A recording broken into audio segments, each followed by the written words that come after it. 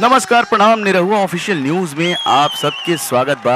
होली के रंग बा, होली के उमंग बा, त आई देखल जाओ केकरा ऊपर कितना चढ़ल राजनीति के रंग बा। जी हाँ, यहाँ सब पार्टी के कार्यकर्ता लोग आज जुटल बाड़न और यहाँ सबसे खास बात ही बा कि जौना पार्टी के जौन कलर बा वो पार्टी वो कलर के रंग लेके बैठल बा। त कैसन होई आज की होली, लाठी चली की गोली, आई देखल जाओ खास रिपोर्ट कैमरामैन पनारू के साथ मैं चिरकुट पांडे। रुका लोगन, ये सब शुरू होके से पहले हम निरहू से एक सवाल करे चाहत हैं। जी हाँ निरहू जी, क्या आप इनकी बातों का जवाब देना चाहेंगे? हाँ हाँ जरूर देंगे। पूछिए चाचा, क्या पूछ रहे हैं आप? नहीं बाबू, पूछब तो तब जब बुरा न मनबे तब। अरे होली के दिन आज का बुरा मानल जाई? आप पूछा, जो पूछे के पूछा एकदम बिंदास। हाँ हवे तो तू अहिरे, लेकिन अहिर के नाम पर कलंक हवे, यही से पहले कह देनी है कि बुरा मत मनिए। अरे नहीं चाचा, वैसा हूँ केहू के बात के बुरा ना मानिला। तू पूछा, चिंता मत करा।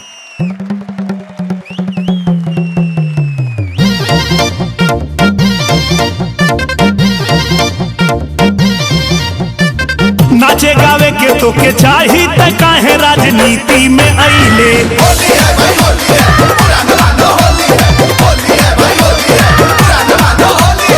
रुका रुका सर, तनी और पूछे दा कुछ। हार गईले उतरल ना पाई, तू काहे राजनीति में आइले। नाचे गावे के तो के चाही, तू काहे राजनीति में आइले।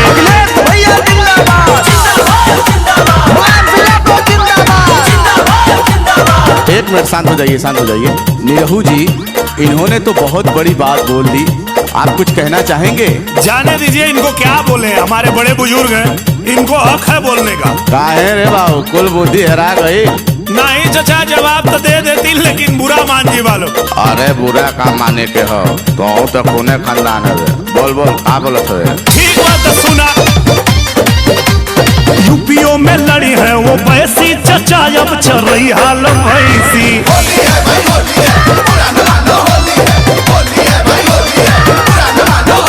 समीकरण का होई ऐसी तैसी, चचा अब चल रही हाल भैसी।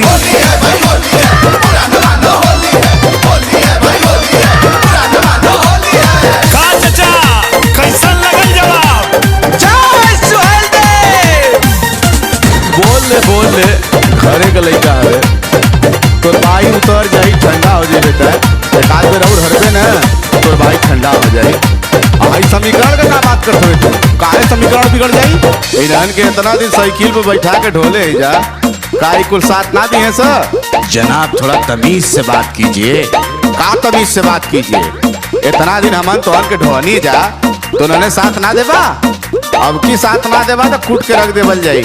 उधर और तेजुआ का साथ ना दिला लोग बिहार में, गड़बड़ा गए लड़का। तेजस्वी यादव जिंदाबाद, जिंदाबाद जिंदाबाद। लालू यादव जिंदाबाद, जिंदाबाद जिंदाबाद। ओवैसी चाचा जिंदाबाद, जिंदाबाद जिंदाबाद। ओवैसी चाचा जिंदाबाद, जिंदाबाद जिंदाबाद। ऐजू गड़बड़ेवा सरकार है। जनाब थोड़ा तमीज से बात कीजिए, खुदा का खौफ खाइए। अरे होली है, गुजिया मलपुआ खाएंगे कि खौफ खाएंगे? अरे सुनिए हमारी बात।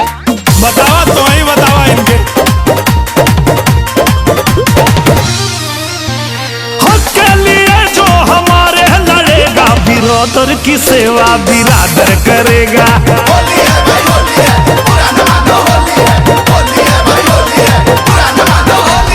हम लोग अब ना किसी से डरेगा, बिरादर की सेवा इंशाल्लाह बिरादर करेगा। जैसा कि आप लोग देख रहे हैं, होली के रंग राजनीति का रंग कैसे मिला हुआ है। और यहाँ हमारी नजर एक और सज्जन पर पड़ी है जो कुछ बोल नहीं रहे हैं। ये प्रधान जी हुवन। अरे भाई साहब, आप कुछ बोल क्यों नहीं रहे हैं? बोला हो प्रधान, हम आप लोग से क्या बोले, हमारा क्या दिक्कत है? हम सीधा मोदी जी से बोलना चाहते हैं। अरे बोलिए बोलिए, हम आपकी बात चैनल के माध्यम से मोदी जी तक पहुँचाएंगे। है प्रधान, बोटा कान मर दे। पैसा कुछ खातावा में डाल देता मोदी जी, खर्चा थोड़ा खातावा में डालता हो मोदी जी। नहीं तो चुनौआ थोड़ा सा डालता हो मोदी जी।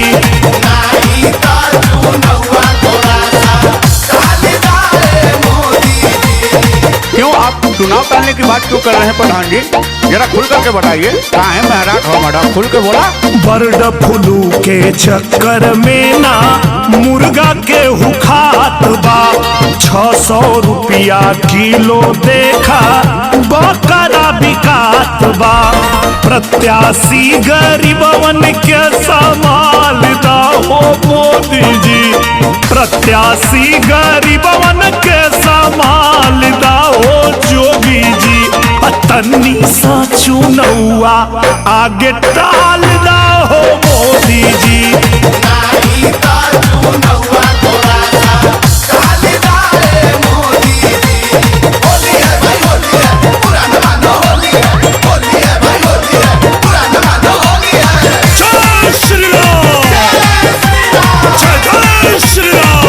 गौर से देखिए इस सज्जन को।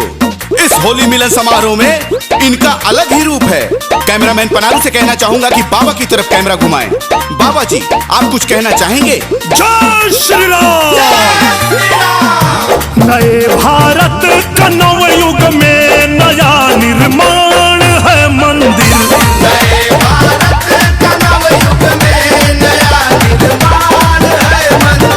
सनातन धर्म है जिनका न समझे मर्म मंदिर का। उन्हीं मूर्खों के सीने में, उन्हीं मूर्खों के सीने में ये सीधा बाण है मंदिर। उन्हीं मूर्खों के सीने में ये सीधा बाण है मंदिर।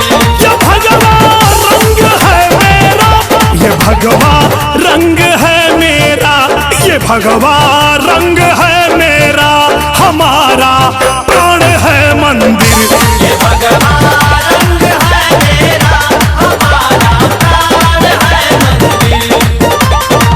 मोदी जिंदाबाद, जिंदाबाद जिंदाबाद मोदी जिंदाबाद, जिंदाबाद जिंदाबाद राहुल बाबा जिंदाबाद, जिंदाबाद जिंदाबाद सोनिया गांधी जिंदाबाद, जिंदाबाद जिंदाबाद नरेंद्र मोदी जिंदाबाद, जिंदाबाद जिंदाबाद मोदी बाबा जिंदाबाद, जिंदाबाद जिंदाबाद। अखिलेश भैया जिंदाबाद। निकाल पार्टी कलर गाड़ी में से। जय श्री राम। जनाब जरा तमीज से। जय सुहेल देव। जय श्री राम। कुर्ता मत फाड़िए, कह दे रहे हैं। पहले तुम हमारा काला छोड़ो, हमारा जूता कहाँ है? चश्मा फूटल तो जान लिए। बोटी बोटी करके फेंक दे रही सज्जू जी में। बोटी बोटी, तुम्हारा बोटी बोटी करके हम रोटी से खा जाएंगे। तो आज कल बउराई है जजमान, आज फैसला हो जाई। तुम फैसला कर दे। आप करो फैसला तुम पे। देखा जब हम तो खाए तो भाग में यहाँ से हटते ना हमसे,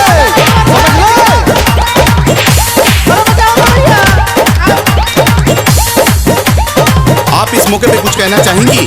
जैसा कि आप देख सकते हैं, ये सबका रंग सब पर चढ़ चुका है। इसलिए आप सभी लोगों से भी निवेदन करना चाहेंगे कि आप सब सभी रंगों को मिलाकर भारत को प्रेम के रंग में रंग दीजिए। हैप्पी होली, भारत माता की